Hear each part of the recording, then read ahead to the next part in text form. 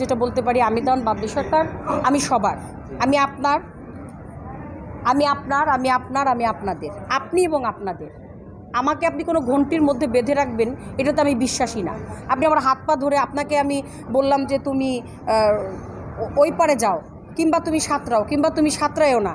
আপনার আমি সাঁতার কাটতে বইলা আপনার হাত পাগুলো বাইধা আপনার আমি পুকুরের মধ্যে ফেলে দিলাম, আপনাকে নদীর মধ্যে ফেলে দিলাম, তাতে কতক্ষণ আপনি বেঁচে থাকবেন? আপনার স্বাধীনতা, আপনি তো আপনার জীবনই বাঁচবেন, আপনার হাত পা তো বাঁধা।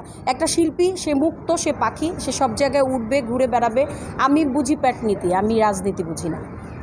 আমি মাটির কথা বলবো, এই দেশের কথা বলবো, গাছের কথা বলবো, ফুলের কথা বলবো, ফলের কথা বলবো। আমার যারা এই বাউল গানের শ্রোতা ভক্তবিন্দু যারা আছেন, শ্রদ্ধেয় লালন সাঁইজি, মনমোহন দত্ত, তারপর হচ্ছে গিয়ে আপনারা জানেন যে আমাদের দেশের বড় বড় কবি যারা আছেন, কালু সাঁইজি, আর আমার গোত্রের কথা, আমার ঘরানার কথা তো আপনারা জানেন। ওই সাধকদের বাণীগুলো বললেই তো বলে শেষ নাই, তারপরে নির্দিষ্ট করে কোনো কিছু বলার সময় নাই তো আমাদের। আপু, অনেকেই বলছে যে আজকে শিল্পী মমতাজ সে যদি আসলে রাজনীতি না করে সবার গণমানুষের সাথে থাকে। আপনার প্রশ্নটা বুঝতে পেরেছি। শিল্পী মমতাজ আগে, শিল্পী মমতাজকে আপনি যেরকম চেনেন আমিও চিনি শিল্পী হিসেবে। তারপরে তার যেটা ব্যক্তিগত ব্যাপার, ব্যক্তিগত বিষয়, সে পলিটিক্স করেছে, সে আদৌ আছেন কি আছেন না, করবেন কি করবেন না, এই বিষয় তো আমি মতামত দেওয়ার কেউ না। আপনি আমাকে যে জায়গায় দাঁড় করিয়েছেন, যেটা আপনি আমার কাছ থেকে জানতে চাচ্ছেন, আমি একটা জিনিসই বুঝবো, আপনি যদি শিল্পী হিসেবে, আমি শিল্পী, সে শিল্পী, সেই হিসেবে কোনো কোশ্চেন আপনার থেকে থাকে, সেইটা সেই ইনফরমেশন বা সেই বিষয়ে আমি কথা বলতে পারি।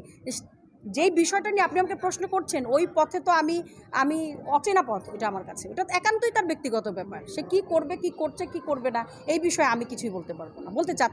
সম্মানিত শ্রদ্ধেয় শ্রোতা মণ্ডলী, আপনারা আশা করি ভালো আছেন, আমিও ভালো আছি।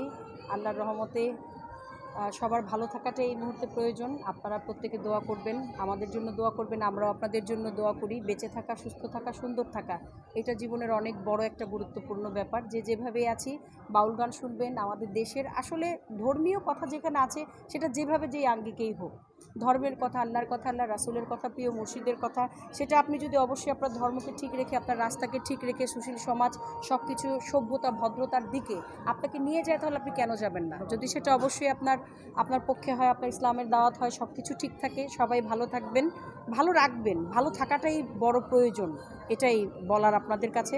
তারপর তো দেখা হয়ে যাবে। জানি অনেক ভুল বেয়াদবি আছে, আল্লাহর রাস্তায় ক্ষমা করে দিবেন। সবাইকে ধন্যবাদ, সবাই ভালো থাকবেন। আসসালামু আলাইকুম।